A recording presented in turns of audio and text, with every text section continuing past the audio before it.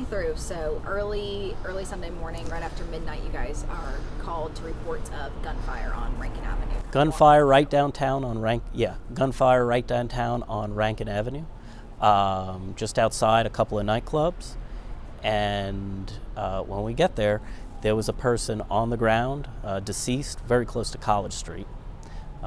We immediately cordoned off the area and started working our way with the crowd. Our patrol officers did an outstanding job and located a number of very important witnesses, but it was a very hectic scene. There were multiple people actually hit. One of them was transported to Mission. Thankfully, non-life-threatening injuries. They were released. Several other people had grazing wounds. So the loss of life is terrible, but that this wasn't a lot worse is nothing short of a miracle. So what are you able to share about the motive of the whole incident that led to this? We were able, our detectives and forensic techs combed through the scene. We have a lot of physical evidence that includes a number of videos. We recovered 22 shell casings off of the ground. As best we could tell thus far, from the witness statements and our physical evidence, that it was a gunfight between two individuals and one of them died. And what are you able to tell us about the individual who is still alive? We've identified a person of interest, and we're still working through the evidence in the case. Moving forward, we're still going to have to execute a few search warrants. We've got to go over what we do have with the district attorney's office and get some advice on how to move forward in the future. We'll also be working with the NC Medical Examiner's office. We'll be attending an autopsy later this week, and that's going to tell us a couple more things about what exactly happened. So the person is or is not in custody right now? There's nobody in custody at this time. And so what about our victim? Is he known to law enforcement? What can we say about him? Our victim was a young man. He had a family that cared about him, and he is known to law enforcement, but I don't even know what I'd say about it. I don't have it. There's not too much on. 26 years old, right?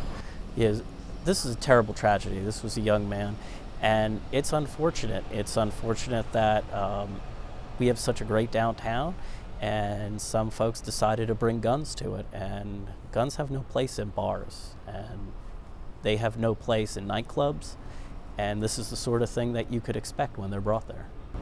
So what would kind of your message be to people who are enjoying our downtown and to not fear going out at night? So we are and have been taking proactive steps to try and make downtown safer.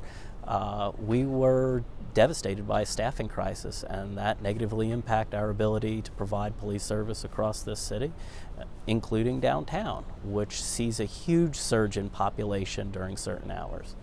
To try and combat that, we are eyeing bringing back a bike patrol when staffing allows. There's also been a district realignment so that people working at a Station 13 can potentially respond faster to issues downtown if it's a larger thing like what we saw over the weekend. Criminal Investigations routinely runs special operations downtown, specifically partnering with other agencies like ALE to go to bars where we have identified a problem, specifically a violence problem. Have we seen issues in this area before? I know the area this happened kind of has a lot of our nightclubs just kind of all centered right there. So it depends what you mean historically. Like historically in the past year or two, our violence has been spread out. But also, and this is like the real pity, is we've had a history of violence downtown going back well over 100 years that we know of. And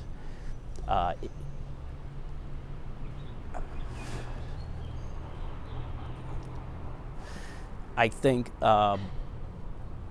we did enjoy a period of complacent. Well, no, I can't. You're going to want data if I say that. I don't have it.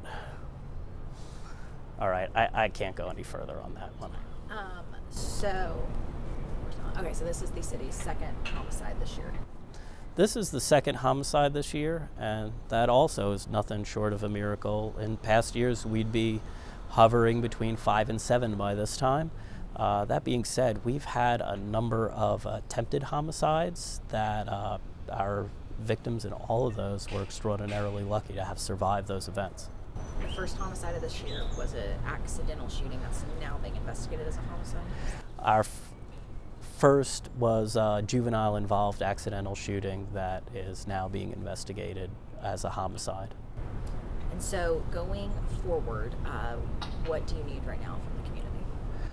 Anybody who has any video, we're very grateful for the number of witnesses that stayed behind to communicate with us. We know there are more. Anybody who saw anything relevant or has any video they might have shot, we'd like to see that. We have our anonymous tip line, which is a great way to communicate. We would also be amenable to calling in, or if you wanted to come see us, or let us know, we'll come see you. And again, just to remind people, obviously this was a tragedy, but this is not something that happens often in our town. This is a tragedy, but it's an outlier. Generally speaking, downtown day-to-day is a relatively safe place. Is there anything else that we can say or you want to say?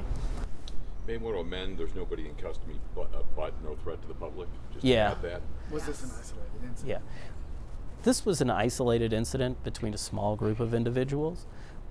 Nobody's in custody at this time, but there's no ongoing threat to the public. And more information will be coming, hopefully. Hopefully.